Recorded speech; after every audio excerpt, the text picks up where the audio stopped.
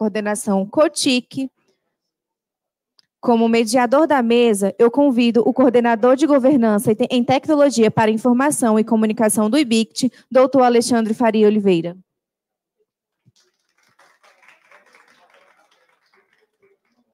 O líder do grupo de pesquisa CNPq, UFAL, GED, Documentos Digitais, Gestão, Curadoria Digital, Preservação, Acesso e Transparência Ativa em Cadeia de Custódia Digital e Arquivista, o professor Daniel Flores.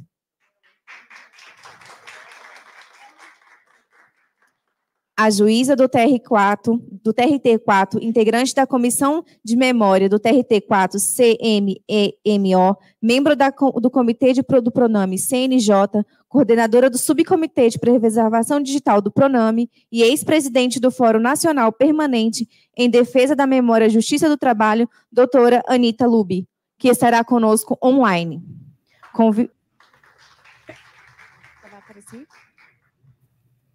Convido também a professora associada da Universidade Federal de Goiás, atuando na Faculdade de Informação e Comunicação, professora do Programa de Pós-Graduação em Comunicação e Informação e pesquisadora do IBICT no projeto PGD, Laura Vilela.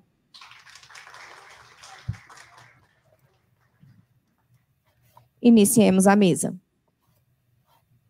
Bom dia a todos, né? Prazer estar aqui com vocês hoje, nessa mesa 6. A mesa 6, ela tem dois temas principais, né? O primeiro é a questão da preservação digital, né, que a gente trouxe o professor Daniel Flores, a doutora Anita também vai falar um pouco, né? E sobre o PGD, que é um serviço novo que o IBICT está trazendo para vocês aí, para vocês conhecerem um pouco. Eu gostaria de começar um pouco falando sobre o tema de preservação digital, né, no qual eu tenho o prazer de coordenar o modelo IPATIA, né, de preservação digital. Na verdade, o IBICT já vem trabalhando com preservação digital desde 2012, né, com a criação da Rede Cariniana de Preservação Digital. E aí a gente tem crescido muito essa rede, né, inclusive com novas parcerias, né, que a gente tem formado aí. Eu gostaria de destacar aqui alguns serviços e produtos, né, que a rede tem para que todos possam conhecer, né.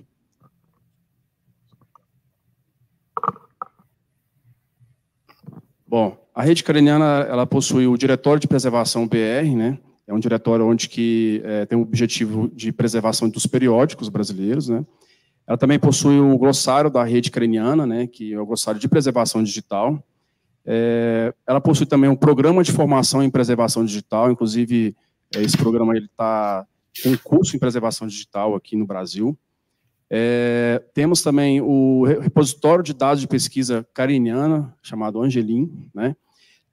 Serviço de preservação de periódico científico, que atualmente a gente está usando o software LOX, né? Como software de preservação digital distribuída. Temos também a Revista Brasileira de Preservação Digital, né? Que está na Unicamp, né? Quem coordena lá é o... eu esqueci o nome agora.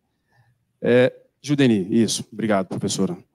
E o serviço de preservação de páginas web, que hoje a gente trabalha com arquivamento de páginas web, chamado ArcWeb.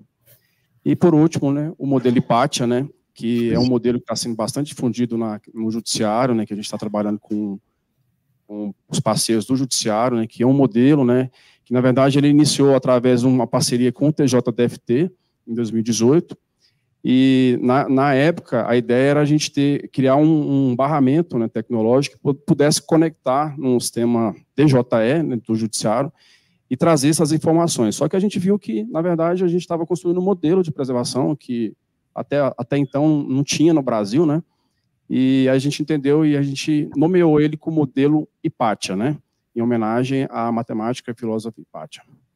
Então, é isso, esse breve contexto. Eu gostaria de passar primeiro para o professor Daniel Flores, né, que ele vai ministrar a palestra. Obrigado.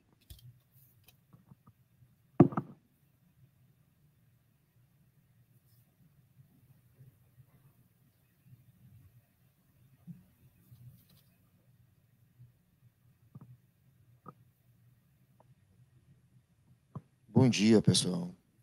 Só aguardar o pessoal abrir o slide ali. Deixa eu ver se está passando aqui a minha apresentação. Tá sim. Então, em primeiro lugar, parabéns pela mesa anterior.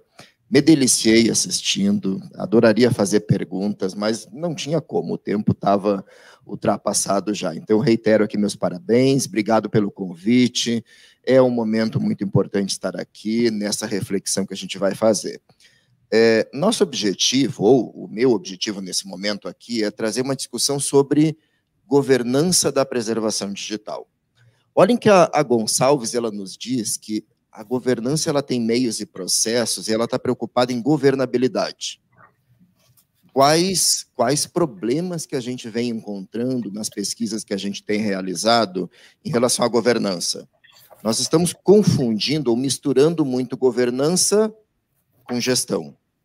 E olha, na mesa aqui eu tenho especialistas que eu admiro demais e que nós vamos ter um diálogo sobre política de preservação digital e plano de preservação digital, inclusive plano de gestão de dados.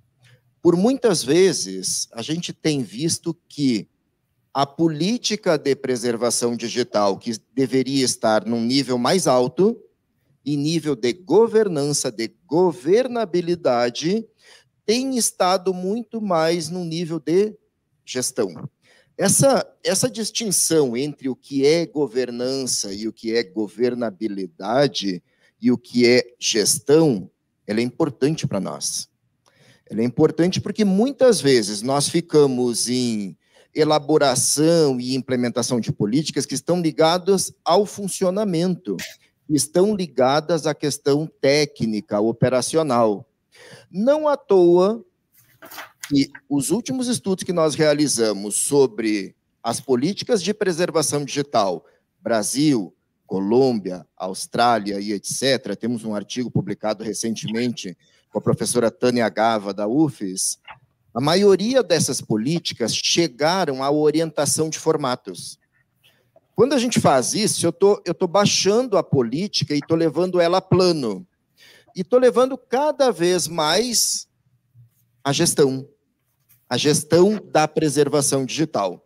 Quando eu vou à gestão, eu acabo perdendo o que Ludwig Bertalanffy nos traz, a complexidade dos sistemas, a funcionalidade e integração dos sistemas, que eu tenho que começar a refletir.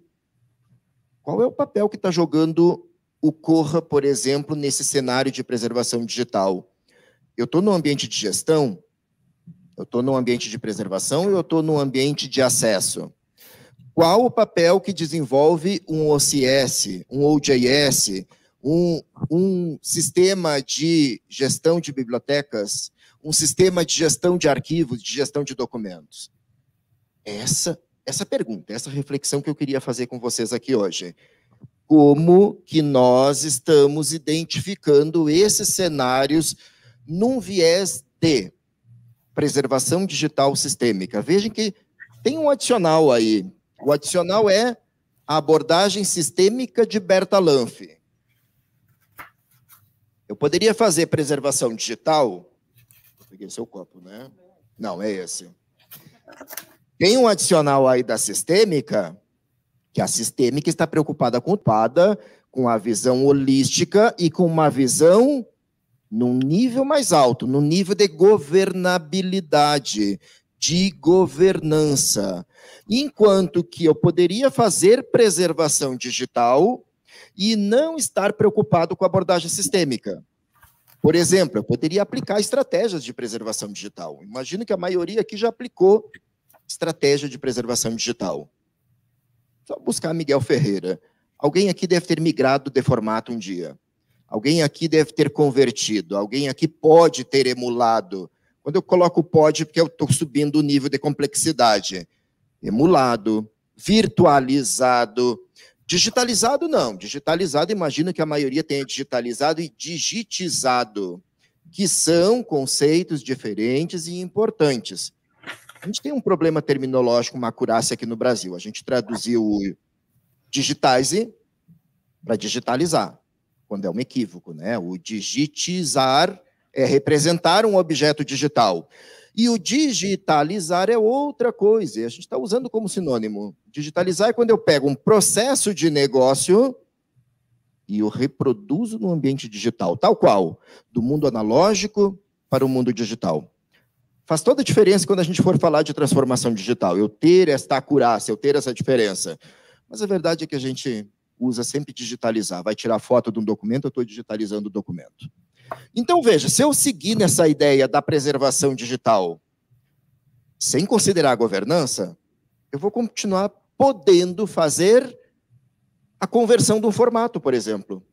Você sabe que o MP3 já morreu, o MP3 é um formato obsoleto.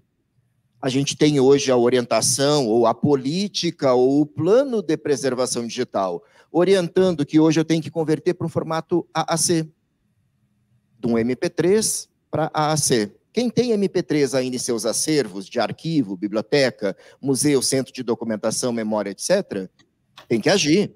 Tem que agir porque é o momento. Só que essa ação, a maioria dos órgãos tem feito na abordagem da gestão, só da preservação digital. Eu vou lá, eu vou fazer o download desses materiais no meu dispositivo, no meu desktop, e eu vou convertê-los para esse formato novo e vou salvar em algum lugar. Eu não vou dizer preservar, eu vou salvar. Quando que, na verdade, nós deveríamos estar fazendo uma abordagem sistêmica. Eu não converto mais, eu não aplico mais a estratégia, eu deixo esse fazer para uma visão holística e sistêmica, e que passa a contemplar um todo. O Hipátia, vou falar logo em seguida do Hipátia, quando o Hipátia nos trouxe essa colaboração, primeiro, de ser modelo, e, em segundo, de contemplar as entidades do modelo de preservação digital sistêmico. Veja, à esquerda ali nós temos uma preservação digital que é sistêmica, em que não sou eu que vou lá fazer o trabalho manual de conversão, eu me afasto e fico numa abordagem de governança. E aí o que acontece? Tem um ambiente, tem um framework que vai se encarregar destas conversões, emulações e etc. Isso é muito importante, porque isso colabora para a segurança jurídica, para cadeia de custódia, para preservação digital sistêmica, etc. Assuntos que eram muito caros para a arquivologia e hoje passaram a ser caros também para todas as outras ciências da informação, para a Bíblia, para a música, etc, etc, etc. À direita nós temos uma abordagem antiga, uma preservação digital não sistêmica, em que eu vou lá e eu faço a conversão, eu faço a emulação, eu ou o meu técnico, a minha equipe operacional. Não é uma abordagem sistêmica. Essa abordagem sistêmica está orientada a microserviços. Uma abordagem em que um ambiente será configurado tanto pela política, tanto quanto pela governança, que estará num nível acima, orientando no nível superior, com uma interação de sistemas de negócio, de sistemas de gestão de arquivos, de gestão de documentos, de sistemas de gestão de bibliotecas, sistemas de gestão de museus, etc, etc, etc. Hoje o que nós estamos encontrando são sistemas isolados. O sistema de gestão de bibliotecas não está arquivando num ambiente protetivo. O sistema de gestão de periódico não está arquivando. Qual é o problema disso? Eu acabo perdendo os dados históricos, eu só tenho a base atual. Essa é uma reflexão que nós precisamos fazer. Vocês, arquivos, bibliotecas, museus, centros de documentação e etc., vocês têm condições de recuperar os dados de 3 anos atrás, exatamente de 3, como era naquele momento, aquele retrato arquivado e preservado naquele momento, como um congelamento, como um arquivamento, isso é preservação digital. E arquivado numa abordagem sistêmica, ou seja, com entidades que se interatuam, que conversam, que dialogam entre si e seguindo uma norma internacional. Bom, se eu falo em norma internacional, aí eu tenho que procurar qual é a norma internacional, a norma ISO internacional mais importante sobre preservação digital sistêmica. E salta a ISO 14721, modelo AIS. E por incrível que pareça, eu deixei um slide intencionalmente preparado para arquivos, para arquivologia, mas ela não é específica de arquivologia, ela é uma norma para qualquer entidade focada em preservação digital sistêmica. Então, essa imagem ela é muito importante, que eu vou ter que começar a olhar e tentar identificar. Aonde está o OJS aí? Aonde está o Corra? Aonde está o Sofia? Aonde está o tema 3? Aonde está o meu DSpace? E aí eu até vou encontrar ambientes que fazem dupla função. Um DSpace hoje eu consigo ter lá no Producer, na gestão, e consigo tê-lo aqui no acesso, desempenhando o papel de gestão e de acesso e difusão, ou de acesso e transparência ativa. Mas DSpace não faz preservação sistêmica. E foi por isso que o DSpace foi interoperado com um ambiente de preservação, por exemplo, como Arquivemática, que gera um pacote de arquivamento AIP. Veja, a própria biblioteconomia já se posicionou que mesmo que eu não tenha os sistemas, eu deveria fazer pacote de preservação. Pacotes de preservação, OAIs, de acordo com a norma. Esta é outra pergunta. Será que a gente tem nas nossas bibliotecas esses pacotes de preservação? É outra reflexão que a gente precisa fazer nesse momento tão importante que o IBICT está propiciando para a gente. Como está uma boa política, uma boa diretriz alta, que se constitua em uma governança do IBICT para as instituições.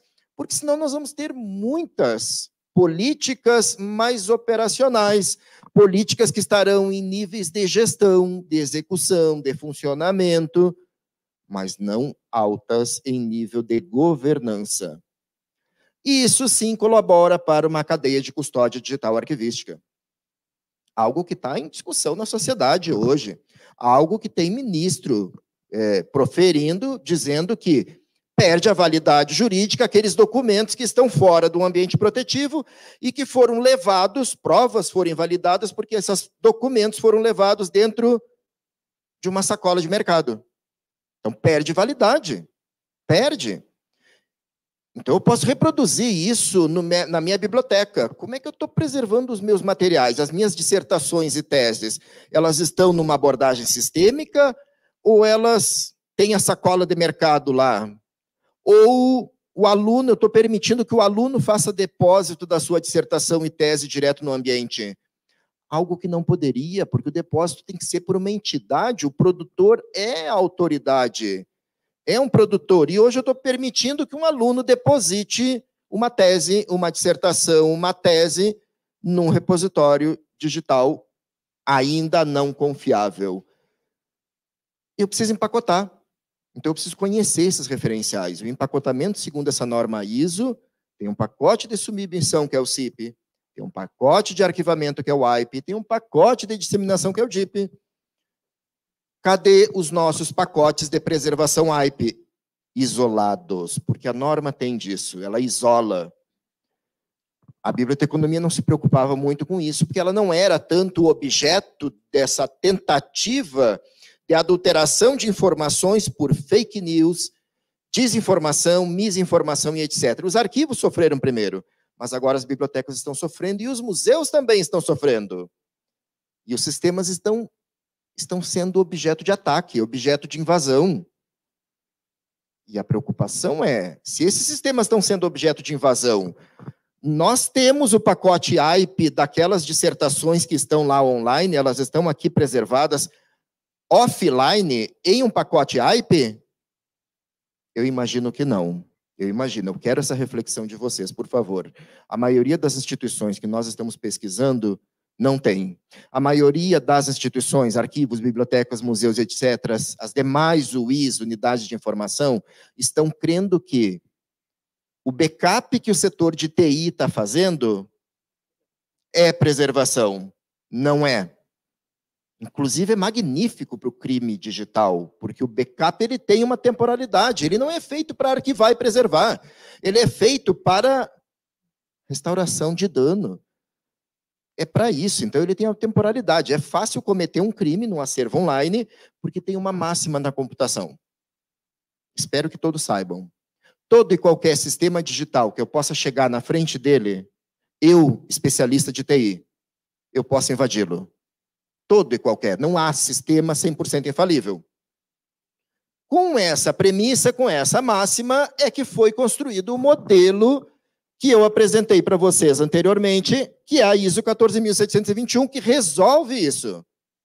Porque há uma caixa protetiva. Vocês estão vendo a caixa ali? Aquela caixa quer dizer que esses documentos não estão na internet. Isso é chave. Isso é muito importante. Essa é a pergunta. O que nós temos hoje fora do sistema online e dentro do ambiente protetivo? Há uma invasão? O que eu tenho protegido dentro da caixa? O backup não serve. Porque o backup às vezes dura uma semana, um mês. Eu cometo o crime, faço de tudo para ninguém detectar, espero os backups serem regravados durante uma semana ou um mês, o crime ficou perfeito. Porque se eu restaurar um mês atrás, já estava acontecido o crime, já teria acontecido. Ele é perfeito. E eu não tenho dados históricos, e eu não tenho a pesquisa histórica. É por isso que essa caixa é tão importante, é por isso que esse modelo construído, ele é a resposta para a segurança que nós estávamos procurando, e é diferente de backup. É preservação de verdade, e é uma preservação digital sistêmica de verdade. É uma preservação que dialoga com todos os sistemas. Eu não tenho só um sistema, por exemplo, CR de editoração, que é só ele online. Eu tenho congelamentos, eu tenho dumps, eu tenho arquivamentos temporais. Ao longo do tempo, eu vou construindo histórico. Eu tenho como verificar quais eram os meus artigos no ano tal, quais eram as minhas páginas no ano tal. Será que vocês conseguem recuperar a página web de vocês de 2001? Precisamos. Será que vocês conseguem recuperar a de 2015? Porque vocês têm que preservar, e vocês têm que ter acessível. Porque é documento arquivístico, porque é direito do cidadão, está lá na Lei 12.527, vocês têm que preservar.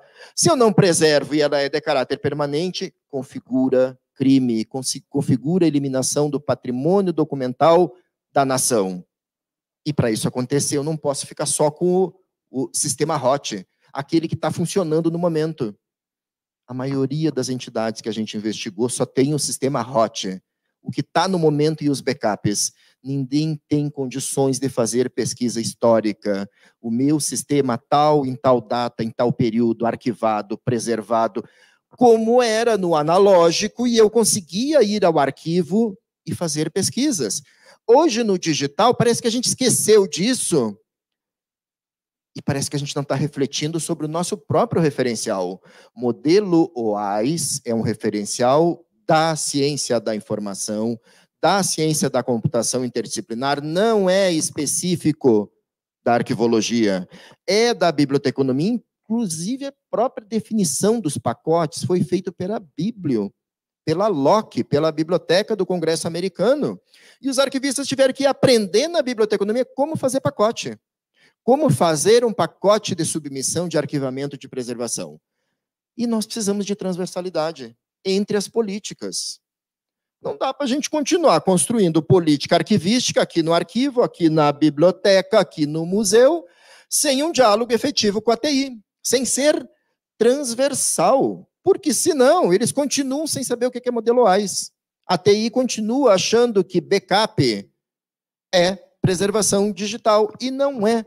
Não garante segurança jurídica, não garante cadeia de custódia.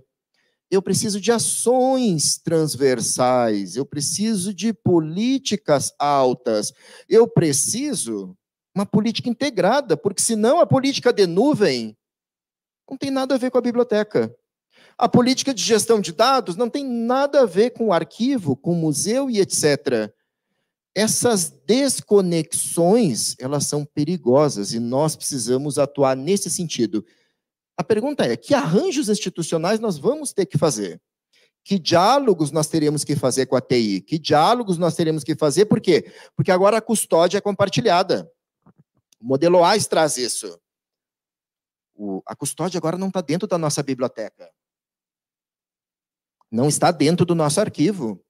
Ela é compartilhada e ela é distribuída. Olhem só, dois fundamentos importantes.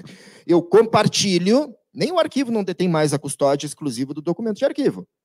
Ela é compartilhada com a TI, que tem papel, e ela se distribui entre entes que vão preservar, que pode ser uma nuvem no Brasil, respeitando territorialidade, ou pode ser uma nuvem no exterior que não respeita territorialidade e nem judiciário tem poder de inferir exibição de documentos, um pedido de exibição de documentos. Por quê? Porque está fora do território nacional. Como está essa política de custódia, de preservação, quando os referenciais são nossos, e aí a gente vai investigar e nós não estamos achando isso nas instituições. Requisitos de governança como mandato legal. Vocês têm um mandato legal do preservador da instituição?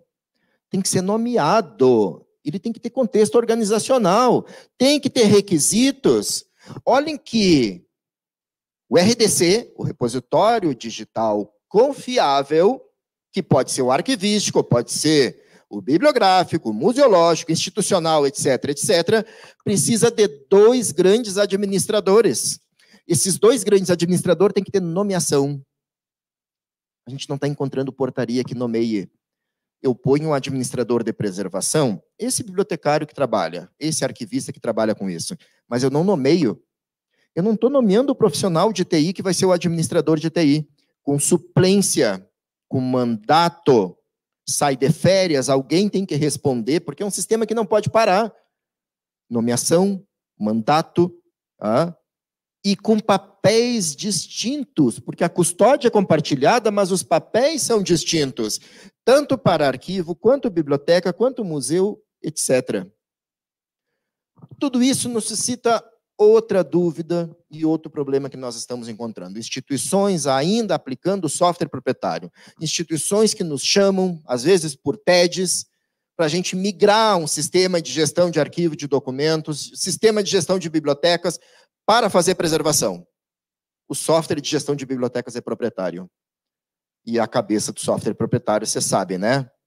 Eu não exporto porque eu perco meu cliente. Eu quero mantê-lo preso. Eu quero mantê-lo refém. E eu estou gastando dinheiro público com um software restrito. Isso é danoso. Se o dinheiro é público, o software tem que ser público. Não há condições, nós não podemos mais admitir bibliotecas públicas com software privado.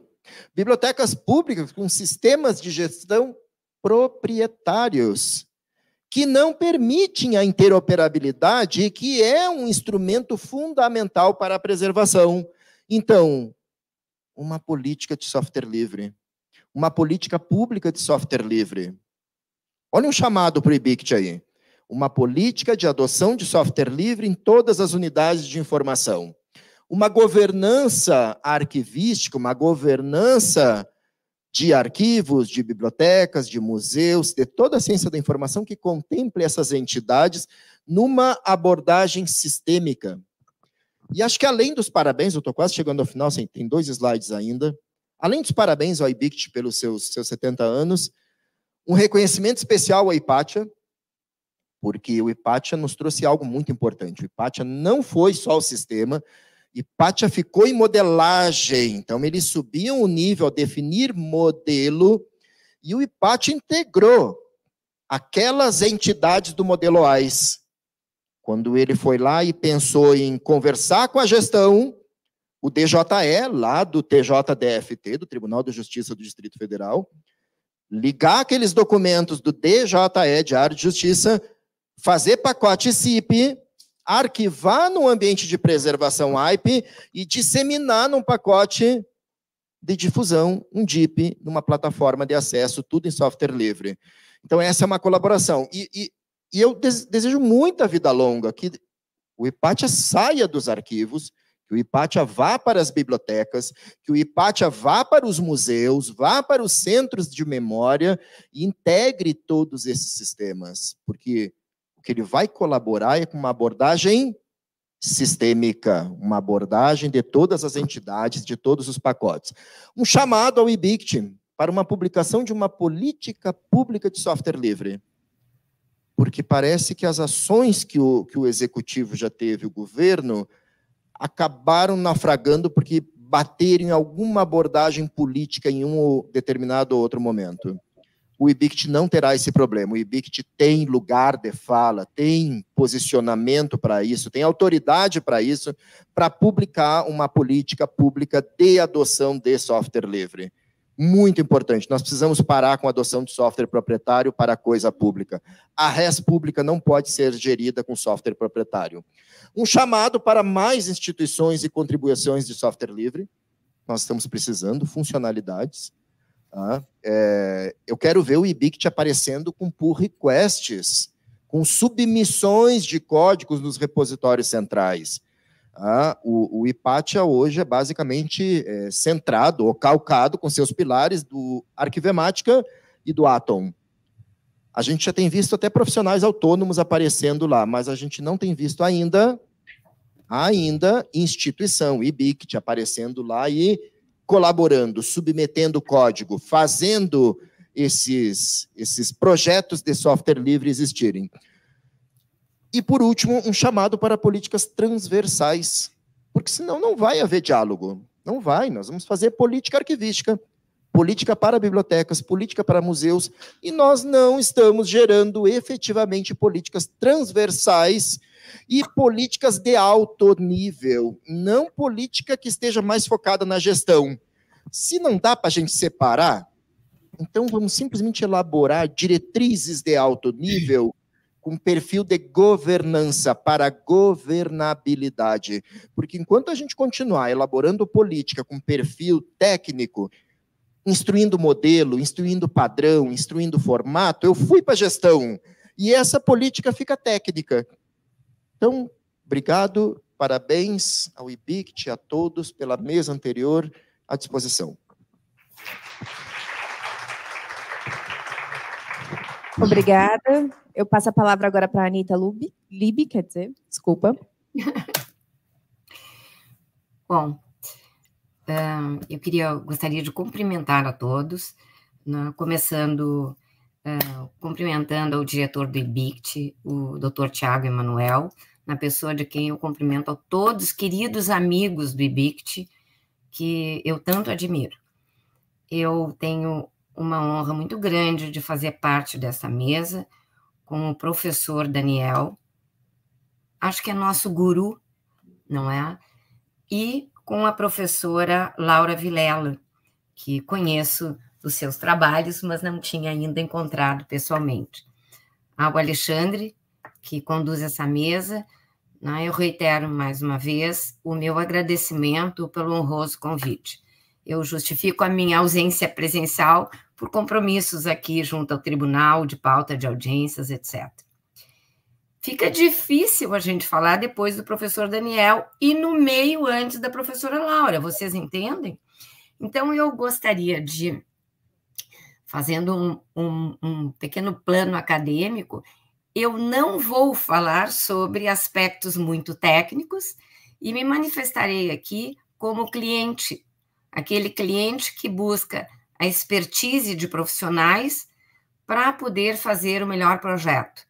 Então, é nesse sentido, como magistrada aqui do Tribunal Regional do Trabalho da 4ª Região, que eu me manifesto rendendo todos os meus cumprimentos aos professores que estão nesta mesa e a todos que estão nos assistindo. Eu penso que, na condição de cliente, né, e o professor Daniel é culpado por isso, porque em 2017 ele esteve aqui em Porto Alegre fazendo uma palestra num nosso evento do Memojutra, que é o Fórum Nacional em Defesa da Memória da Justiça do Trabalho, e trazia o assunto do RDC-ARC. E que os senhores sabem, quando a gente se empolga com uma ideia, ao mesmo tempo pensa, meu Deus, como é que eu vou fazer isso? Né? Como faremos? E desde então, nós viemos acompanhando este andamento, e preciso fazer uma referência paradigmática ao TJDFT, que foi o primeiro, em 2018, que iniciou a implantação de seu RDC-ARC. Qual é a dificuldade, ou qual é a situação, a realidade que nós temos nos tribunais? Né? Nós temos, ao lado, a norma, a Constituição Federal, começando como norma constitucional, em seu artigo 216, que fala da defesa do patrimônio cultural brasileiro. E aí, basicamente, nós temos ali uma definição do dever do Estado de preservar e direito do cidadão de acesso à informação. Mais tarde nós temos a LAI, a Lei de Acesso à Informação, temos mais recentemente a LGPD, que faz algumas restrições ao acesso, etc. Além dessas normas, o constitucional e dessas duas leis que eu referi, nós estamos todos, os tribunais, cingidos em atender às resoluções do CNJ, as resoluções do CONAR, do Conselho Nacional de Arquivos, né? A política de cada um dos tribunais, observadas suas respectivas competências, e dentro deste aspecto legal, também nos deparamos com a responsabilidade de termos uma obrigação de gerir nossos acervos da melhor forma possível. Então, quando nós estamos falando aqui de gestão de preservação digital, de preservação de memória, de preservação digital, né, de memória, documental, eu lembro que quando nós falamos em preservação digital, nós estamos falando de um conjunto de normas, atividades, modelos e requisitos de preservação que deverá garantir o acesso ininterrupto aos documentos e objetos ao longo do tempo. Quando eu falo em gestão de memória, eu tenho um conjunto de ações práticas de preservação, valorização, divulgação, e aí abarcando iniciativas direcionadas à pesquisa, conservação, restauração. E quando eu vou para uma gestão documental, eu tenho conjunto de procedimentos e operações técnicas referentes à produção, tramitação, ao uso e avaliação e ao arquivamento dos documentos, processos recebidos e tramitados pelos órgãos do Poder Judiciário. Muito bem. Minha fala não é para que nenhum dos senhores precisem relembrar disso, porque eu sei que os senhores são todos professores nessas definições. Mas a situação que eu trago aqui é que aí nós nos deparamos com a responsabilidade de cada um dos tribunais em cumprir o seu dever constitucional em relação aos seus acervos. E aí, como faz isso? Eu elimino para limpar prateleiras? Eu faço uma classificação genérica? Não. Aí nós nos deparamos com a necessidade de uma adequada classificação por assuntos e classes, um adequado armazenamento e uma adequada difusão. Né? E aí me parece super importante a nossa responsabilidade em difundir uma cultura de preservação, que em nosso país acho que os bons ventos têm soprado nos últimos anos. Em especial, lá no PRONAME, que tivemos a publicação da resolução 324 de 2020, que atualizava uma recomendação 37 anterior, então, dando maior coercibilidade à norma, e a 324, além disso, estabeleceu parâmetros, né, e requisitos para uma preservação de memória, gestão de memória e gestão documental. Então, a isso eu chamo bons ventos, porque aí nós viemos acompanhando um desenvolvimento não só de normativos, a partir da 324, que já estabelecia a necessidade de um manual de gestão documental e um manual de gestão de memória, e o manual de gestão documental que a seguir foi publicado, atualizava o anterior e criou-se o primeiro manual de gestão de memória. A seguir, fazendo uma rapidíssima evolução, tivemos, um ano e pouco atrás, a publicação do manual de digitalização do CNJ, e agora, em outubro do ano passado, durante o Congresso de Arquivos, que foi realizado lá no TST, nós tivemos, entre 18 e 19, a publicação da atualização do MOREC-JUS. Então, em termos de instrumentos, acho que reforça a minha ideia de bons ventos. Todavia, não é bem assim. Qual é a nossa realidade? Nós temos uma série de dificuldades nos tribunais, com falta de pessoal, com falta de profissionais específicos, por exemplo, falta de historiadores, de arquivistas, né? E às vezes até mesmo falta de espaços para essa guarda. Então, nós vemos, assim, algumas ideias. Mas então a gente elimina e guarda o que for importante. Muito bem, é verdade, é uma ideia geral muito boa. Mas eu não posso pensar em preservação partindo da eliminação. Então, a nossa responsabilidade é classificar e guardar de forma segura. E aqui, seguindo as linhas e o bom exemplo do TJDFT, o TRT4, juntamente com o CSJT, o Conselho Superior da Justiça do Trabalho, e o TST, Tribunal Superior do Trabalho, firmou um compromisso através de um contrato de descentralização, termo executivo descentralizado, entre o TRT4, CSJT e TST, para desenvolvermos e instalarmos em todos os 24 tribunais do trabalho um RDC-ARC. E aqui começa a nossa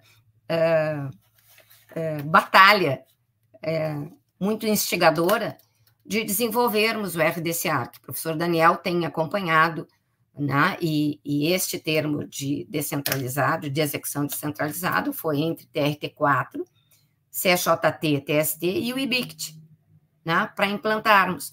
Porque qual é a nossa realidade no judiciário? São 5 ramos. Os variados ramos têm processos eletrônicos distintos. Então, nós não conseguimos, embora a boa vontade do TJDFT, simplesmente copiar o modelo deles, porque trabalhamos num outro processo judicial eletrônico, o PJE. Então, não seria possível.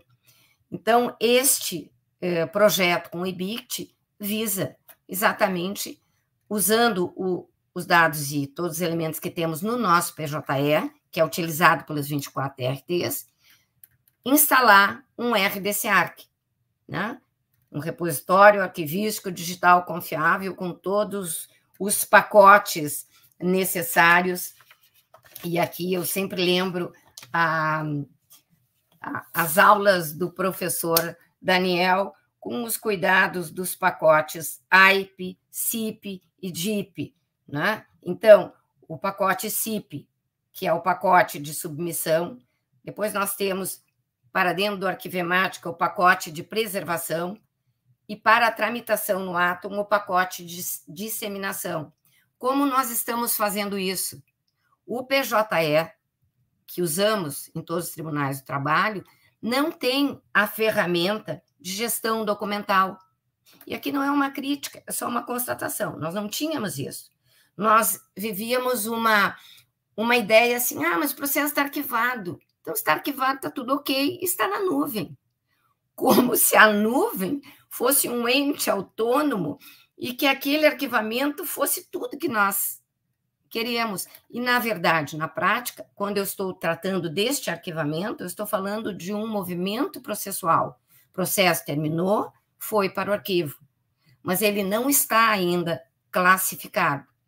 Então, para trabalharmos e desenvolvermos o nosso RDC-ARC para a Justiça do Trabalho, o IBICT está trabalhando para desenvolver o barramento, que seria o extrator, eu vou traduzir leigamente, um barramento que retira todas as informações do PJE que temos, joga lá no Arquivemática, em que pese a afirmação do professor Daniel, por óbvio, nenhum sistema é incorrompível, mas o Arquivemática tem muito, muito menos chances de ser corrompido ou atacado, e fazemos toda a difusão no Atom, né? E aí, neste Atom, legalmente falando, se houver algum ataque, alguma coisa, algum vírus, ataca o Atom, mas não atrapalha aquilo que está lá dentro do repositório, dentro do Arquivemática. Então, esse contexto de RDC-ARC, né, para a Justiça do Trabalho, né, está sendo desenvolvido desta forma, né? E para os senhores terem uma ideia, nós, em novembro de 23, lançamos, já com o IBICT, com o TST, CSJT e TRT4, a primeira versão do MVP, o mínimo produto viável, né, onde com metadados ainda em novembro de 23 limitados. Né? Estamos atualmente desenvolvendo os APIs, que são exatamente para extrair os metadados que ainda não estavam disponíveis no nosso PJE. Né? Então, nós estamos, que não estavam ainda no MNI, que é o Modelo Nacional de Interoperabilidade, para concluir exatamente isso, esses APIs, para que a gente possa concluir a versão final do barramento com todos, atendendo a todos, ou 95% dos metadados que são previstos e exigidos pelo MOREC JUS, que é o modelo de requisitos para o judiciário, né, que foi atualizado, né, pelo PRONAME em outubro de 23, né, sendo que todos sabem que o MOREC é de 2009, e teve agora essa atualização. E em nós não tendo um sistema de gestão documental já nascente dentro do PJE, nós precisamos fazer esse barramento. E aí nós identificamos, através de um levantamento, quais os metadados exigidos pelo MOREC, quais ainda não temos, né? E quais o que ainda não temos disponíveis e que teremos que desenvolver através de APIs, né? E aí nós estamos, neste momento, concluindo, inclusive, o Valida Press, porque o nosso RDC-ARC está previsto para guardar tanto processos nato-digitais, como processos digitalizados, que são incluídos no PJE após a digitalização. E aí eu tenho que garantir uma cadeia de custódia confiável, não é? Então, o Valida Press, nesse momento, o Tribunal do Trabalho da 4ª Região, que atua nesse projeto como piloto, né, está fazendo as suas verificações para a gente poder, eventualmente, repassar ao IBICT alguns pedidos de melhorias. Eu nem gosto muito de chamar de melhorias, mas acenando com o que ainda precisamos, com o que ainda é necessário para que a gente cumpra, né, todos esses aspectos. E, acima desses itens, como eu disse, minha intenção não é ser técnica, mas é mostrar a necessidade que nós temos de uma cultura interna, de um reforço interno, e aí, sim, usando a referência, novamente muito bem feita pelo professor Daniel, de que governança não é exatamente a mesma coisa que gestão. E política de preservação digital, até anotei aqui, deveria estar lá na governança, né? E não na gestão. Porque, principalmente nós, as instituições do judiciário, nós temos uma hierarquia e nós precisamos atuar conforme as competências e permissões de nossas administrações. Então, esta ideia de governança e que essas políticas de preservação deveriam estar na governança, e principalmente esta conscientização de que precisamos isso, é o nosso maior desafio no judiciário, né? E seria muito simples, tal administração quer, não se trata disso. O tema, ele é árido. Então, eu não posso exigir que um novo administrador, que chega com numerosas demandas num tribunal, a presidência de um tribunal e toda a sua administração, de imediato tenha conhecimento de todos esses conceitos e de toda essa legislação específica de classificação, né? Para os senhores terem uma ideia, no último ano, passamos lá no PRONAME atuando na atualização das tabelas de temporalidade do CNJ, né? Que são um parâmetro mínimo de temporalidade para a guarda dos processos em todos os 5 ramos do judiciário, resguardada a autonomia de cada tribunal, no caso, se quiser guardar mais que aquele mínimo, né?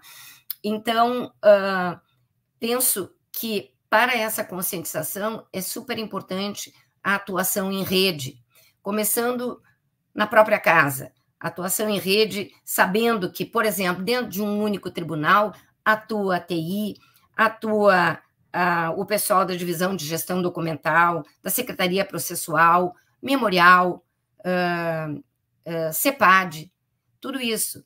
E, fora isso, redes entre os tribunais, como no caso o Memojutra, que eu presidi até o ano passado, e atualmente presidido pela colega desembargadora Sulamir Monassa, e também temos no último ano, foi criado no CNJ a rede das CEPADs, temos redes dos tribunais eleitorais, que chama REME, temos variadas redes, temos o Memojus, nós temos o Rebijutra, que era uma rede de bibliotecas da Justiça do Trabalho.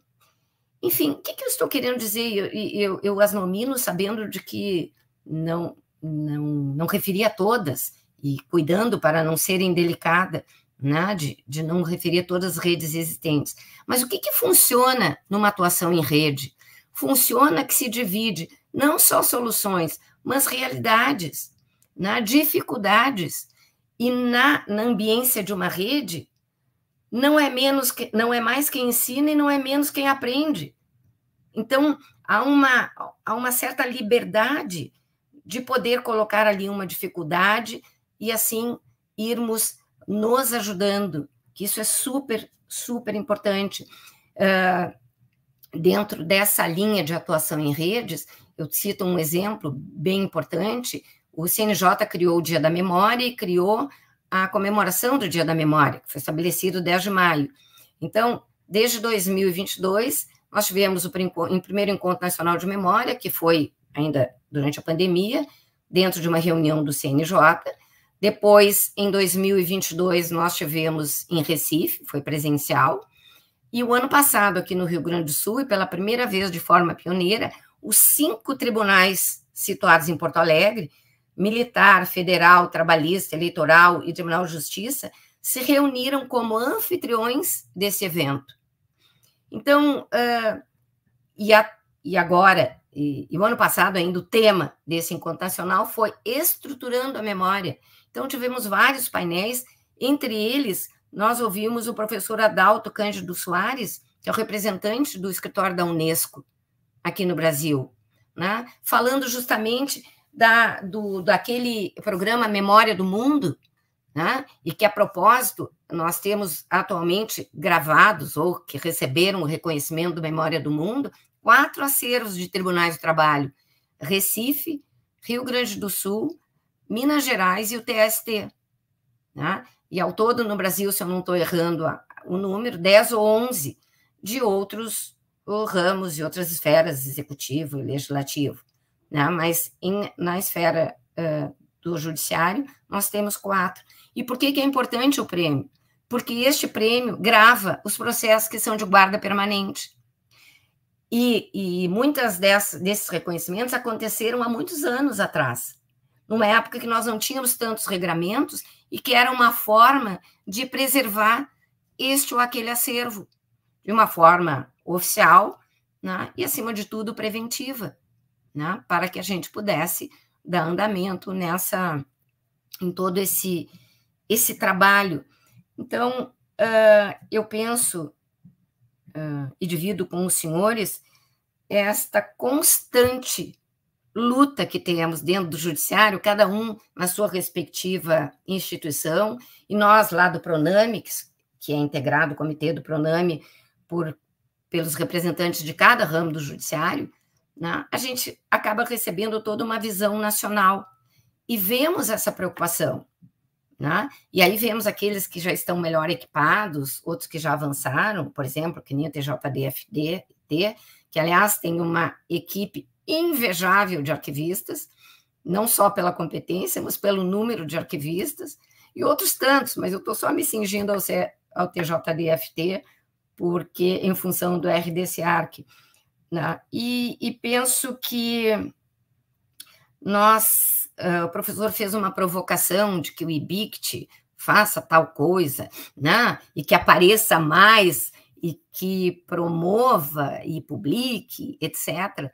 Eu acho que nós, na esfera do judiciário, e eu como magistrada, temos o desafio de efetivamente trabalharmos em prol de uma sedimentação dessa cultura de preservação, sabendo que ela passa por gestão e preservação, sabendo que gestão, a preservação é um pouquinho depois, mas eu tenho que gerir primeiro, mas para isso eu tenho que classificar, e classificar não é assim, abrir uma gaveta, isso não gosto, gosto daquilo, gosto, não gosto. Não, eu tenho linhas de classes e assuntos para fazer essa classificação. Então, assim como eu tenho ritos processuais nas mais variadas ações, cada um dos ramos do judiciário, nós também temos ritos para classificação. E atualmente, nós, como eu disse, já temos publicado o Manual de Gestão Documental e o Manual de Gestão de Memória, e atualmente nós estamos em plena revisão e atualização do Manual de Gestão de Memória, de documental. Então, já estou indo para o fim. Isso é super importante, a difusão dessas normas, né? Para que as pessoas disseram, mas aí o que eu faço? Eu tenho milhões de processos, não consigo classificar. Gente, então escolha um determinado número, um determinado assunto, mesmo que ele seja num percentual bem menor, para que se possa, junto com a sua respectiva equipe, mostrar um resultado, né? E as pessoas veem com isso que é possível, né? Porque senão a gente fica naquela ilusão de que a nuvem, né? A nuvem acontece. Sim, ela existe, mas eu tenho que saber o que eu vou mandar para a nuvem, né? Eu tenho que saber o que eu vou classificar e como classificar. Então, eu registro aqui, assim, o meu reconhecimento ao pessoal do CSJT, TST, os senhores todos conhecem, Vilermando e Reginaldo, e aqui no TRT4, Maurício Agliardi, que dirige o nosso memorial, assim como André Farias, da nossa TI. São numerosos os profissionais, né? E, sem dúvida, é preciso que nós tenhamos presente que o apoio das administrações é super importante. E aí, nesse sentido, eu tenho a satisfação de dizer que no TRT4 e na área do ramo da Justiça do Trabalho, nós temos recebido total apoio, não é? Agora, chegamos cada vez numa parte mais complicada, né? A classificação não é assim tão bonita. Se fosse apenas uma gavetinha, tudo bem, nós sabemos que os números são grandes. Agora, também é muito necessário, a cada momento, deixar claro que preservar, classificar, é para extrair o melhor daquele arquivo, né? Não vamos ao exagero do que diz o Borges, lá naquele personagem Funes, o Memorioso. Eu não vou guardar tudo, não vou lembrar de tudo, porque memória tem um contraponto com esquecimento, né? Então, ninguém está fazendo apologia, vou guardar tudo, né? Alguns colegas, aquelas coisas lá do memorial e tal. Parece que está falando assim, rolha, cordão. Não, nós temos uma guarda responsável, né? Ela não quer dizer que ela não possa ter, tanto os documentos judiciais como administrativos, alguma eliminação. Agora, a gente não pode pensar em iniciar uma preservação eliminando, né? Ou simplesmente pensando que a nuvem vai baixar e vai fazer o trabalho por nós todos. Então, eu penso que estamos num momento de amadurecimento dessa cultura de preservação, que a responsabilidade, eu digo sempre que eu já sou quase um arquivo permanente, então, há muitos anos atrás, a gente não tínhamos arquivo, a gente tinha um depósito, depois um galpão, depois virava depósito, e atualmente já conseguimos chamar de arquivos. E aí fico lembrando da historiadora Ângela de Castro Gomes, que há muitos anos, num evento, eu ouvi ela dizendo, olha, um arquivo não é para escolher o que eu gosto, se é do time A ou do time B.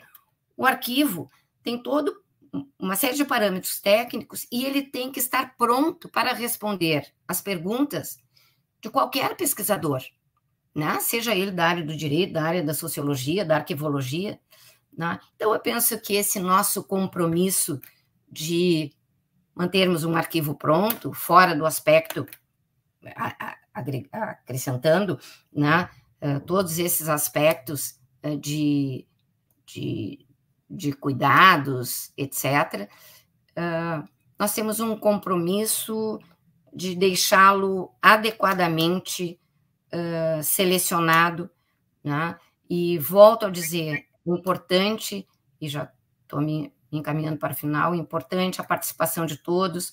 Nós temos aqui uma equipe grande, como eu disse, o André, que coordena a nossa TI, tem o Alex, né, que também integra a TI, o Maurício, tantos outros, né? E sem falar do povo, mexo, a turma do TST, a turma do CSJT, e me permitam a licença poética de dizer que o culpado de tudo isso é o professor Daniel Flores, não é?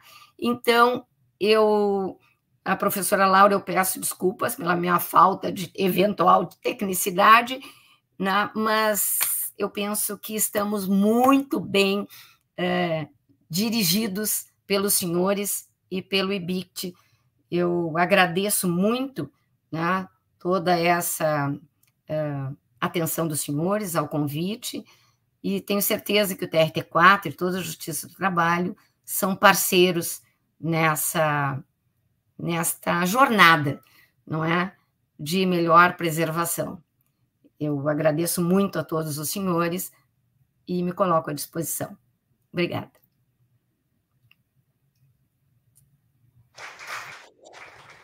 Obrigada, Anita. Passo agora a palavra à professora Laura Vilela.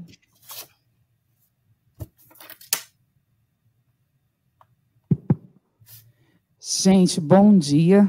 Prometo que eu não vou me estender muito, porque deve estar todo mundo com fome, né? Então, a responsabilidade aqui vai ser grande.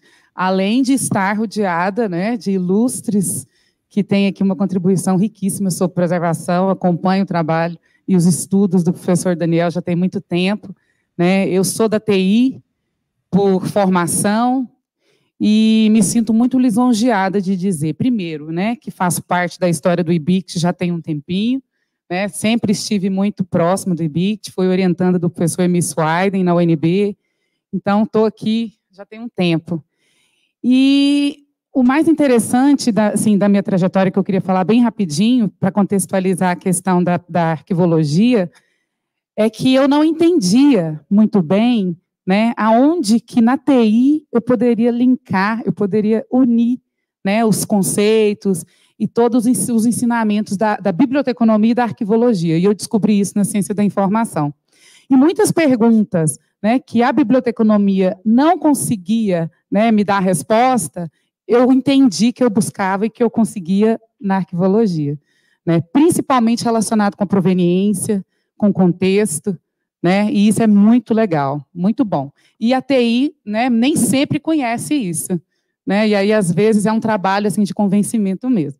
Bom, e aí, para falar nessa mesa, né, que trouxe preservação aqui com a doutora Anita e o Daniel, eu vou um pouquinho antes, né? Primeiro, agora a gente vai sair do contexto judiciário, vamos entrar no contexto da pesquisa, e a ideia é falar um pouquinho dessa etapa do planejamento das pesquisas, né, especificamente da gestão de dados. Então, você passa para mim? Tá. Aqui, né? Então, para começar falando da questão do planejamento, do que a gente vai fazer com a gestão desses dados, né, nós pesquisadores, uma coisa que eu queria pontuar é que, primeiro, os dados, eles não são, né, objetos puros na sua essência, né, como essência própria. Eles existem em um contexto, e aí eu volto à arquivologia, né, nessa questão do contexto, da proveniência, eles assumem significados a partir desse contexto e da perspectiva de quem os lê.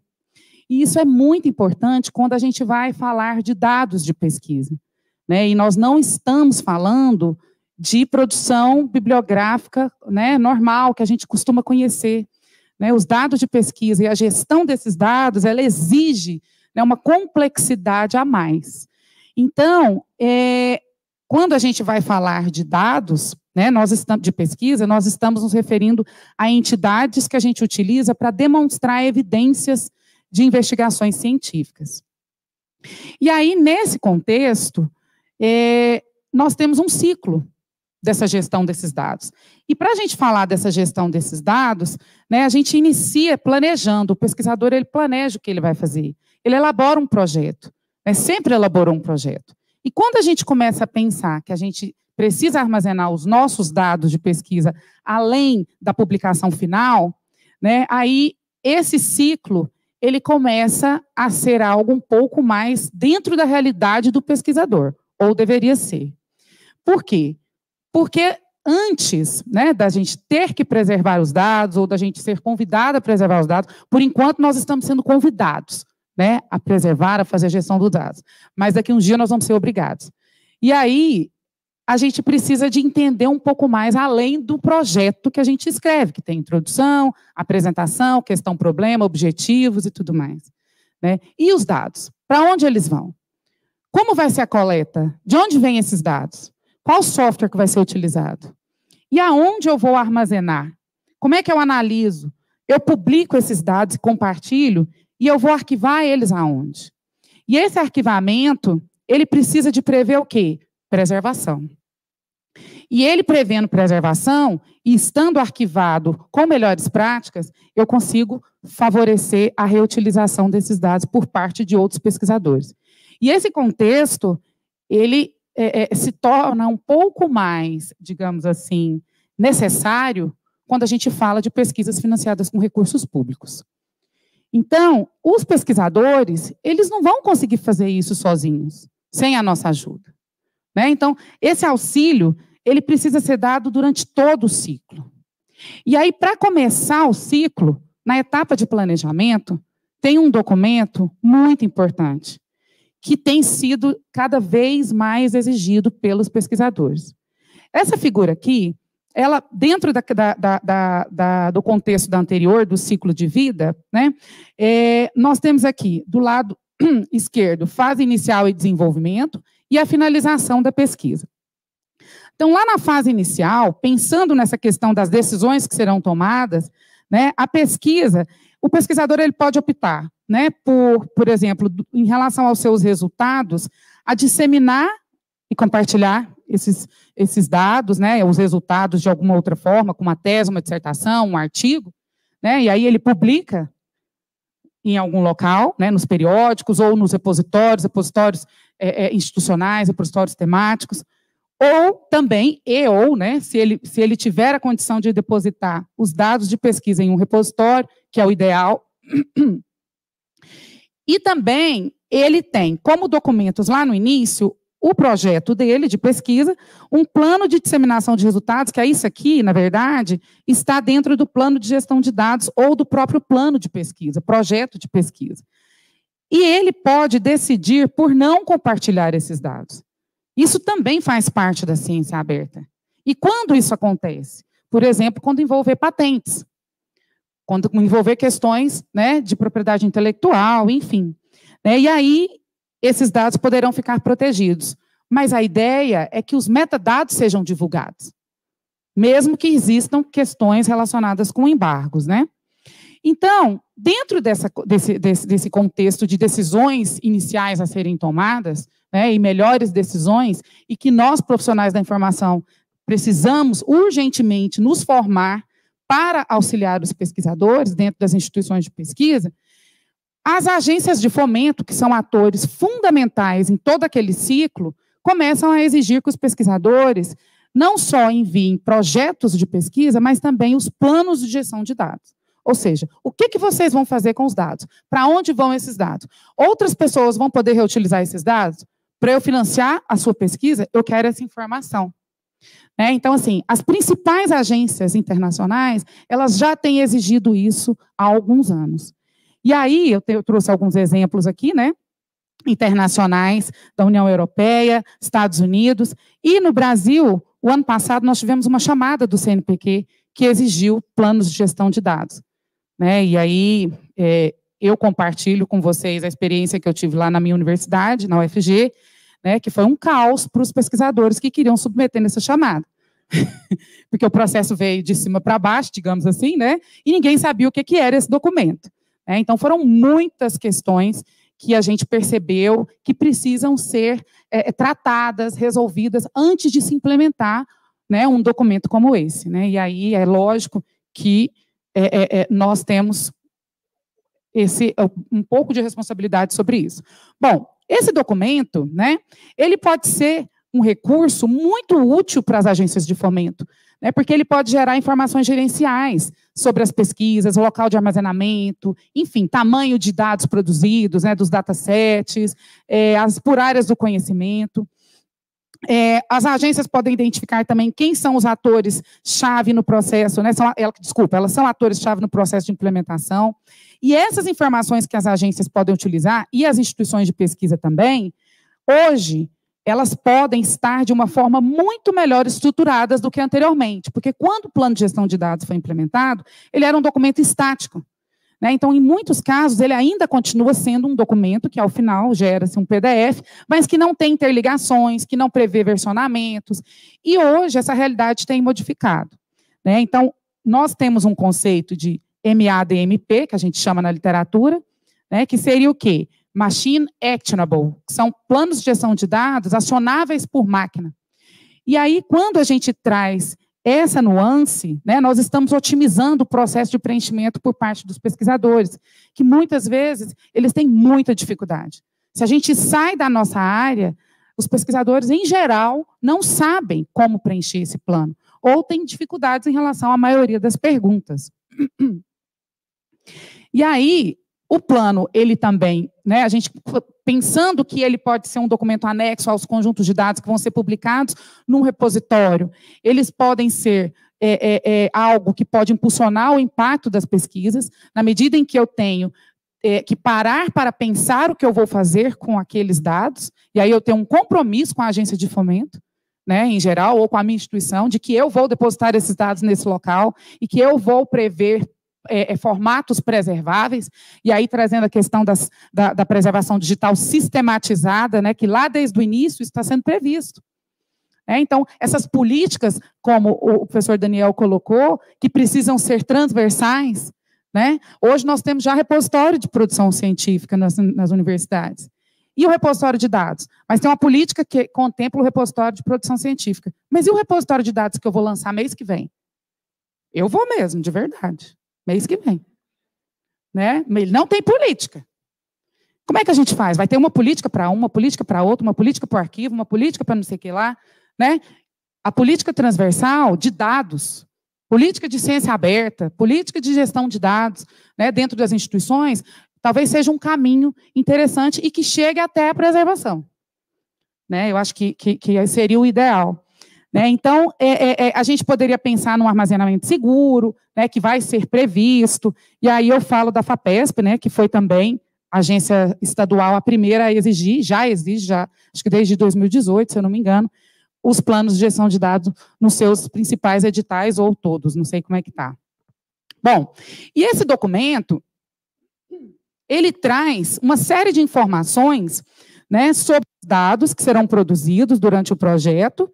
E ele também, pensando na questão do contexto, né, ele traz informações sobre a criação, curadoria e uso desses dados, né, com foco em processos e ações. Isso aqui é o contexto da arquivologia. Né? Então, eu preciso de descrever os meus dados, ou seja, eu tenho que contar como eu utilizei e como que ele pode ser utilizado. E aí, o pesquisador pode pensar, gente, mas mais um documento para eu ter que preencher, não é possível.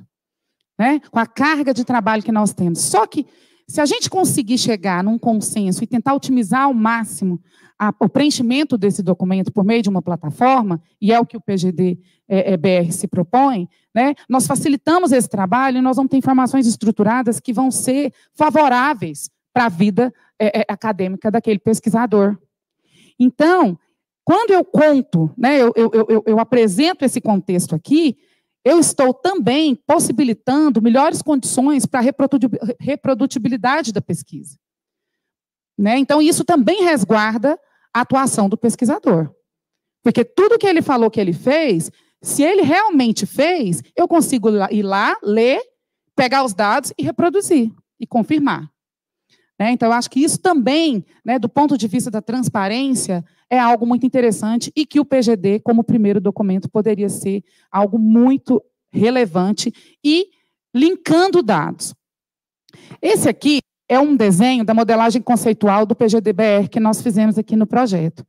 E ele traz, uma modelagem, né, baseada na literatura, e esse aqui é o principal documento de indicações de como fazer um plano de gestão de dados acionável por máquina, que nós temos, e pela Research Data Alliance, enfim, né, nós buscamos as fontes mais atualizadas e que têm feito um trabalho legal em outros países.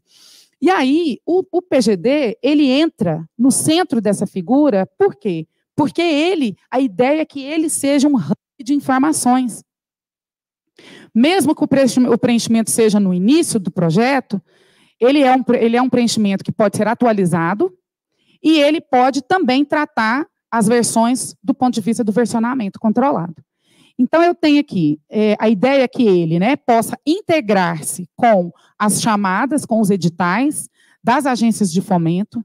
Ele integra informações sobre os pesquisadores, né, do ponto de vista dos identificadores persistentes. Ele tem conexão com o ORCID, ele tem conexão com o login via rede federada, esse é o último recurso que está sendo implementado. Nós inovamos nessa versão brasileira, incluindo também o campo do Lattes, e a ideia é que ele seja um identificador persistente, né, automático, integrado com o currículo. E aí, ele tem aqui, nessa linha pontilhada, nesse quadrado pontilhado aqui embaixo, demonstrando a ligação dele com o armazenamento final dos conjuntos de dados, dentro de um possível repositório. E aí, esse armazenamento, ele vai trazer que tipo de informações, né? O dataset criado para essa pesquisa, né, ele tem os seus identificadores únicos e produções relacionadas, e o PGD contempla essas informações via DOI. Informações de segurança e privacidade, as questões de segurança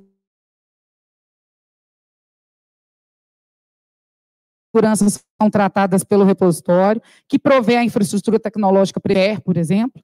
E também as questões de licenças integradas, né? A gente consegue puxar as informações de licenciamento também com identificador persistente. E a indexação do repositório onde esses dados vão estar também é possível de ser feita pelo R3Data. E também eu esqueci de mencionar aqui o ROR, né? Que é o catálogo de instituições que ele também tem integração. E também Crossref, né? Por conta do DOI de dados. Então, essa aqui é a página principal, né? Nós tivemos na segunda-feira uma oficina sobre ele, aí quem tiver interesse de ver o passo a passo de funcionamento, né? O vídeo está disponível. A gente tem aqui, né, a nossa página inicial que foi feita no WordPress, e aí, pelo WordPress, a gente integra no DMP Tool, que é um software livre que nós utilizamos como base para customização, né? É um software da Califórnia, o DMP Tool. E aí, nessa questão também do software livre, né, foi uma escolha muito assertiva e que agora soltou no final do ano, no início desse, já a sua nova versão, que traz mais integração e ele está mais acionável por máquina ainda, né, e nós vamos fazer essa migração em breve. Aqui dentro da primeira tela de preenchimento tem a questão que também foi uma inovação que nós fizemos em relação a várias tecnologias utilizadas, que foi dois templates, né, 2 modelos de formulários de preenchimento, um simplificado e um que a gente chamou de FAIR, que seria um modelo mais detalhado de elaboração, com mais perguntas, né, e esse formulário, ele seria nos casos em que as agências de fomento parceiras, né, optassem por deixar a cargo desse formulário padrão que a ferramenta já disponibiliza. Mas as agências também podem customizar o seu próprio formulário, né? Isso é uma facilidade também bem interessante. O Lattes, como eu mencionei, né, que tem esse campo, né, que fez parte dessa customização brasileira. Ele tem aqui também as informações sobre os dados, né, como é que eles vão ser coletados, como é que eles vão ser produzidos, a integração com o link da base, do repositório que você vai utilizar, né. Aqui nós temos alguns repositórios Dataverse sendo implementados, e a ideia realmente é que a gente possa depois, né, quando o pesquisador tiver essa informação de armazenamento ao final da pesquisa ou no meio, se ele precisar de já informar isso, né, a ideia é que ele já consiga ter o link, né, os padrões de metadados a serem utilizados, as licenças, e na hora de gerar o relatório, as instituições de pesquisa brasileiras, ele vai incluir a logo também de cada instituição, E uma coisa interessante para as customizações do formulário para as agências de fomento é que ele trabalha com perguntas condicionantes. Então, é possível, para uma chamada específica, que o preenchimento seja um preenchimento condicionado a determinadas situações que o pesquisador for respondendo, né, ao longo da elaboração do plano. E aí, só algumas informações sobre essas implementações futuras que a nova versão já trouxe, né, e algumas outras implementações que virão em outras versões. O versionamento dos planos já está implementado, na última versão do DMP.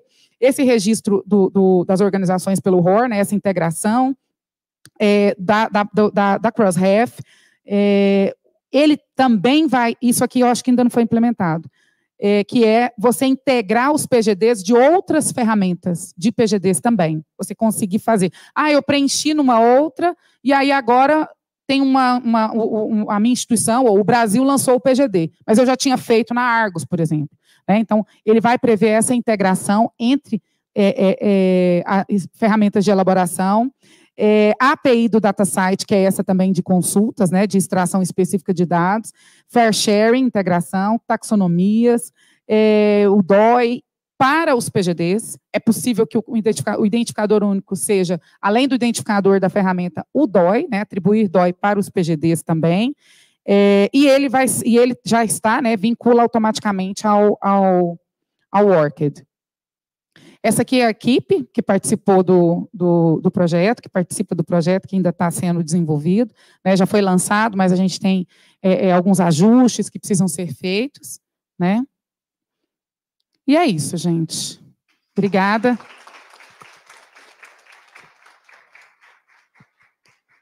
Abriremos para discussões. Ele aqui já levantou o dedinho. Levantar logo para dar tempo. Eu queria fazer só uma perguntinha para o Daniel. O seguinte, né? Deixa eu só ver aqui. Eu tinha que colocar só um minutinho. Minha área de especialidade, meu doutorado, tudo é feito na área de imagens. Então, eu vejo a imagem hoje como um do tipo de informação que é pouco explorada em termos de normas de arquivamento. Você vê as apresentações anteriores, quando falou dos metadados. Os metadados principais de imagem, de fotografia, não são sequer colocados nesses sites de metadados, como o IPTC, o EXF e outros, né? Aí eu tenho uma pergunta para você, que é o seguinte: existem determinadas fotografias analógicas, peças de arte, pinturas, até monumentos e prédios, que às vezes são fotografados, muitas vezes fotografados, né? E são colocados nos acervos dos museus para acesso remoto. A pergunta que eu te faço é a seguinte: qual a maneira de se fazer uma política de integração entre a preservação digital das fotos geradas a partir de elementos analógicos com as outras formas de preservação dos próprios objetos analógicos? Não sei se foi claro na pergunta. Porque isso é uma coisa que, se você tem uma fotografia em papel e você vai armazená-la, você tem que armazená-la para preservar num lugar diferente, por exemplo, dos negativos.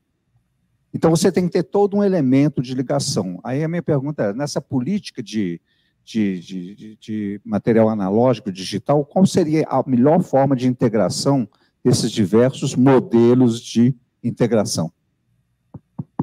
Obrigado pela pergunta. E tem. O que acontece é que não está tão difundido isso na área de fotografia e nem na área de engenharia. Eu vou trazer engenharia porque engenharia é outra área que tem muita especificidade, que precisa de um maior aprofundamento e não está recebendo. Eu recomendaria consultar um serviço internacional que existe de preservação digital que se chama PRONON. O PRONON, que é do Reino Unido, que é um diretório de formato de padrões. E o que ele faz? Ele não define o plano de forma autoritária. Ele recebe contribuições da comunidade. Hoje nós temos diversos formatos de fotografia e com diversos workflows de preservação da fotografia. Só que o que acontece? Nós não estamos configurando nas nossas instituições. Por exemplo, o fotógrafo sai a campo e produz uma imagem em RAW, .RAW, em dados crus. E aí, o que acontece? Na hora de eu preservar, a maioria das instituições está perdendo a riqueza dessa fotografia e está salvando um JPEG. Eu estou perdendo, inclusive, a autoria do fotógrafo. Porque o fotógrafo foi a campo, foi lá e registrou uma imagem, que é dados crus, e que pode gerar inúmeras outras fotografias. Eu mudo a velocidade do obturador e eu posso ter outra foto. Eu mudo o tempo de exposição, eu tenho outra foto. Eu mudo o ISO e eu posso ter outra foto. Então, olha a riqueza, ela é múltipla. E eu não estou preservando. Por quê? Porque eu não estou configurando no PPD, no plano de preservação digital do Pronom. O Pronom está aberto. Ele reconhece RAW, ele reconhece NEF, que é feito por uma Nikon, ele reconhece inúmeros outros formatos e ele tem as regras para eu chegar lá e escolher.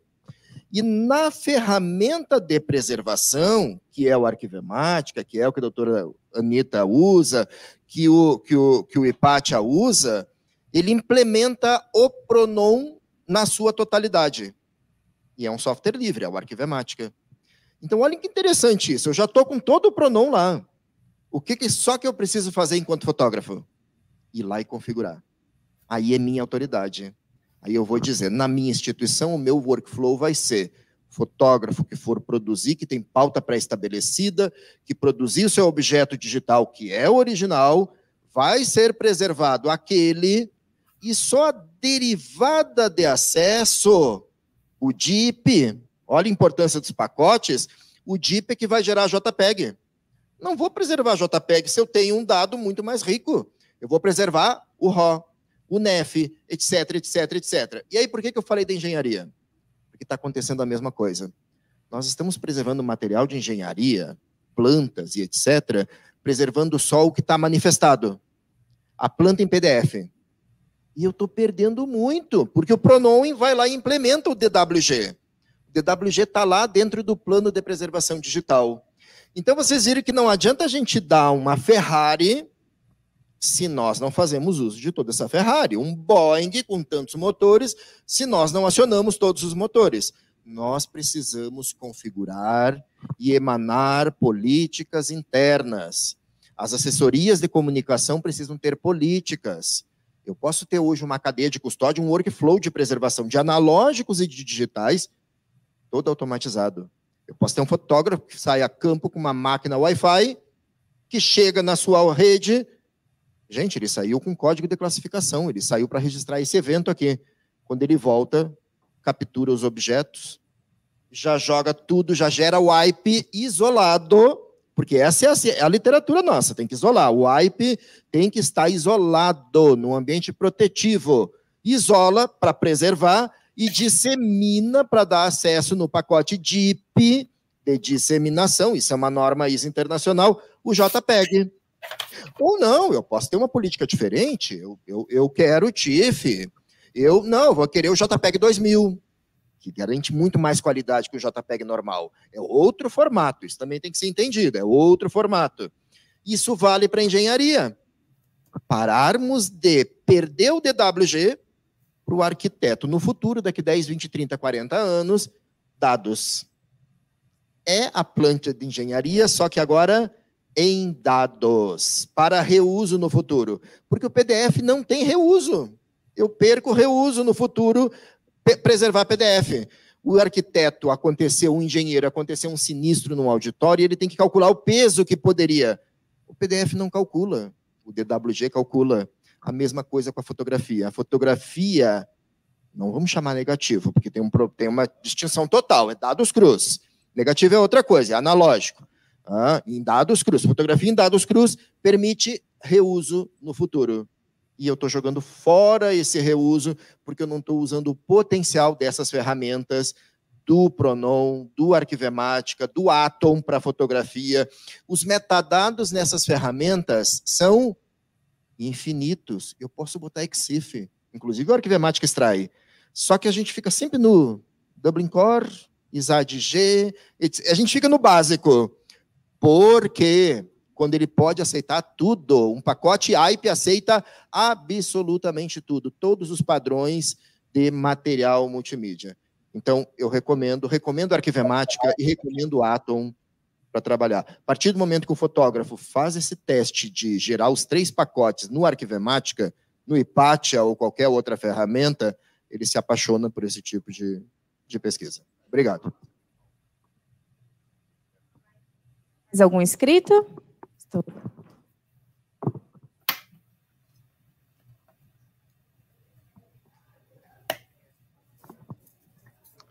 Bom dia. A pergunta é direcionada ao professor Daniel.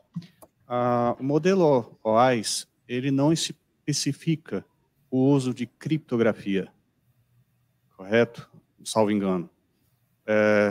Seria prudente adicionar mais essa camada de proteção aos pacotes?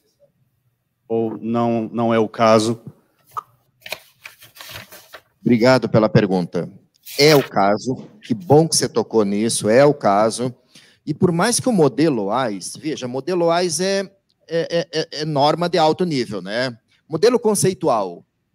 Então ele define, e ele diz, e ele passou algo que inclusive foi toda uma ruptura paradigmática para a gente. Arquivistas, bibliotecários, museólogos ficaram doidos quando viram que eu vou ter que duplicar meus documentos, eu vou ter que ter um pacote com o original guardado, isolado, e o acesso vai ser um pacote de disseminação. Isso parecia uma doideira. Isso vai aumentar acervo, isso é impossível, por que eu vou isolar? Porque é só botar tudo online no DSpace e está tudo resolvido na qualquer ferramenta, até que começaram as invasões e a gente teve que aprender que não, você tem que isolar, você precisa ter o original fora do ambiente de acesso. Bom, nesse isolamento, o que as ferramentas implementaram? Elas implementaram a criptografia. O Arquivemática faz a criptografia. E faz naqueles 2 painéis que tem lá de administração. Tem o painel de administração do preservador, que se o RDC ou o repositório digital tiver em arquivo, é um arquivista. Se tiver em biblioteca, é um bibliotecário. Se tiver em museu, é um museólogo. Se tiver na TV digital, é o responsável da preservação daquela TV digital.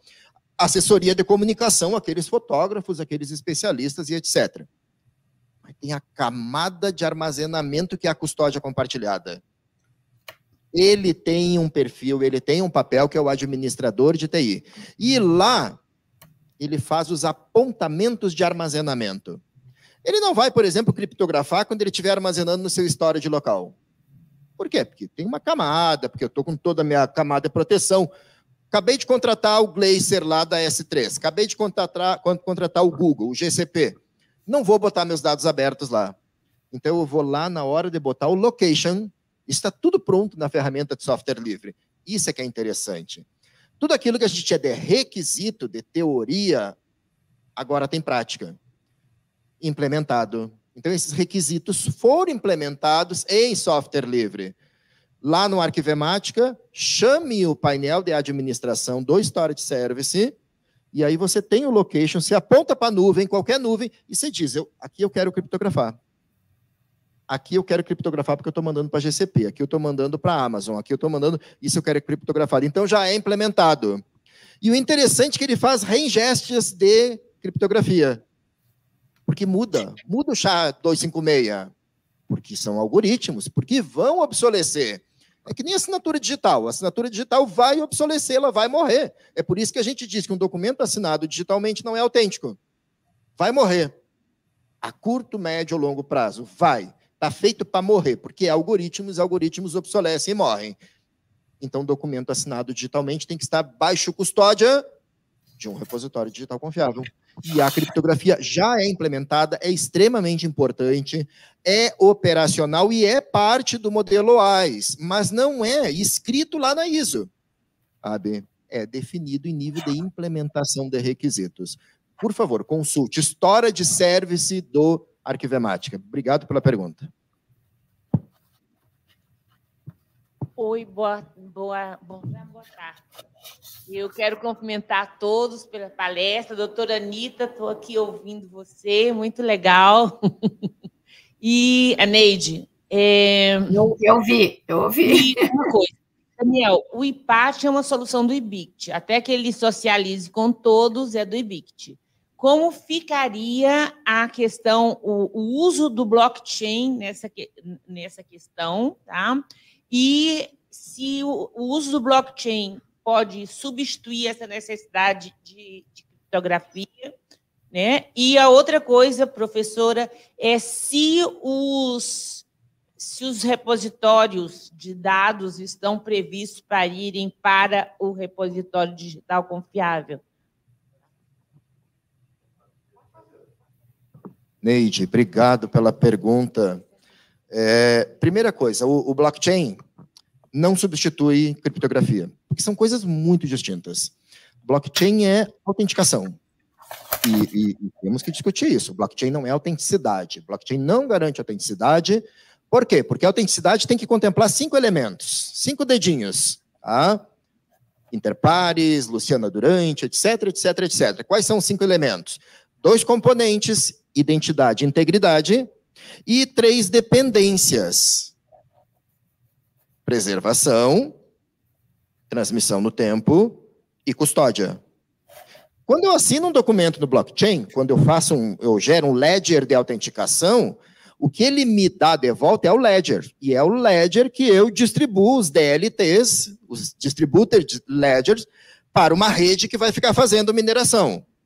A pergunta é, o documento vai para a rede? O documento de 1 GB, o documento de 1 tera, o documento de 40 megas?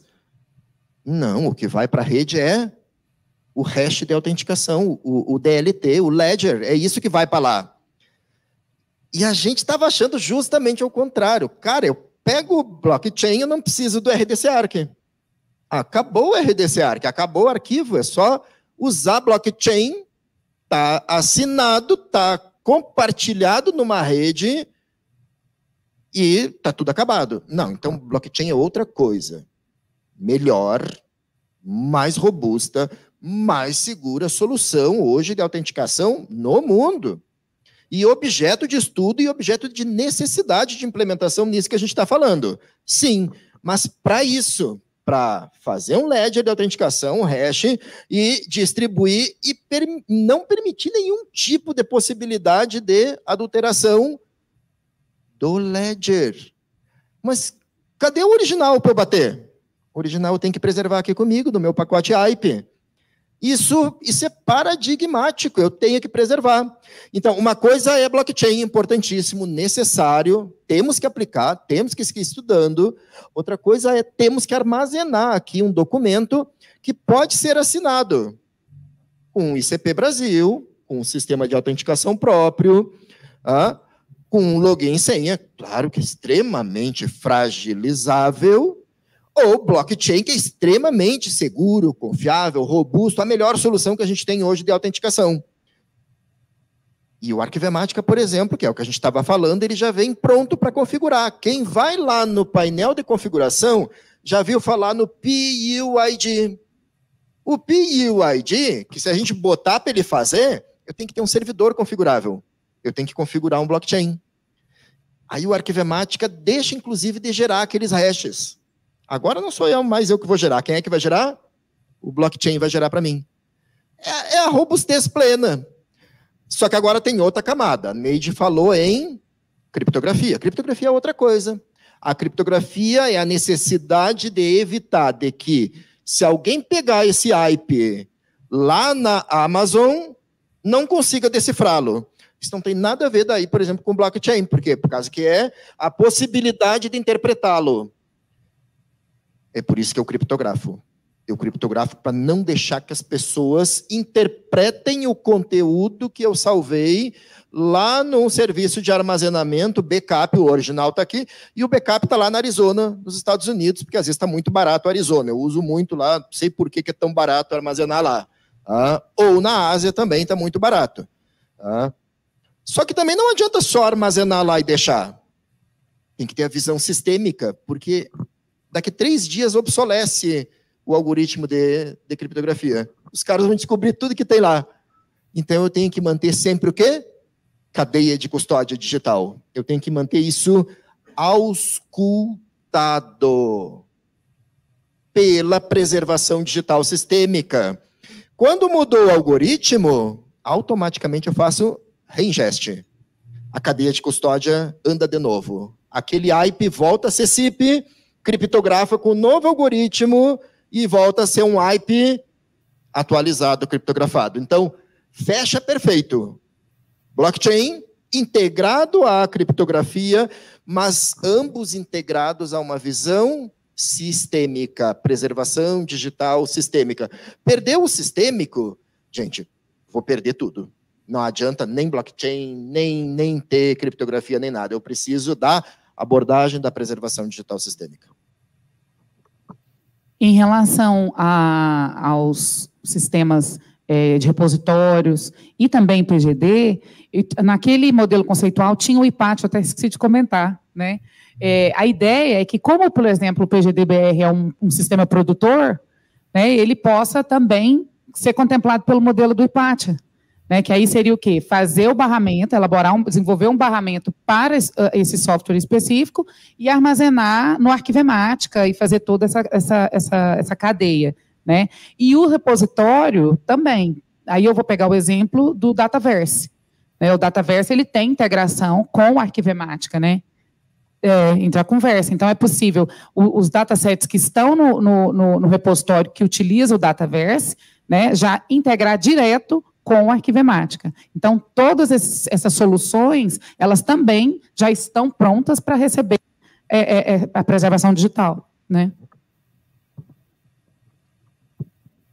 Pessoal, o nosso tempo está um pouco curto aí, inclusive o almoço já está sendo servido. Eu gostaria de fazer um encerramento e agradecer aqui aos palestrantes, né, o professor Daniel Flores, né, que trouxe a visão sistêmica, né, eu acho que isso foi muito importante, né, ele também trouxe duas provocações, né, que é a criação da política de preservação de software livre, né, política pública, né, e a política de transversalidade, não é isso? E também a doutora Anitta, né, que nos prestigiou online, né, tirando um pouco do seu tempo aí, doutora, muito obrigado, viu? Desculpa os inconvenientes aí que a gente teve aí com relação à conexão e tal, né, mas a doutora também, Laura, né, que trouxe também o PGD, eu acho que é muito importante, é uma ferramenta que a gente vem construindo juntos, né, professora, aqui na coordenação, juntamente com o Fabiano também, né, que ele, a ideia inicial foi uma conversa minha com ele, né, então é isso. E agradecer a todos os presentes que ficaram até aqui nesse momento. Muito obrigado.